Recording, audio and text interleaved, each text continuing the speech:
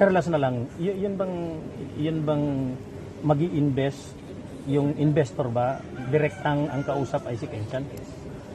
So sa kanya rin napupunta yung pera? Sa kanya. Okay.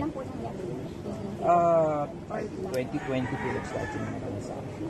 Nagkaso noong 2020. Attorney, pwede bang i-discuss nyo kung ano po yung pwedeng haraping violation ni Kenchan at ano po yung parusa?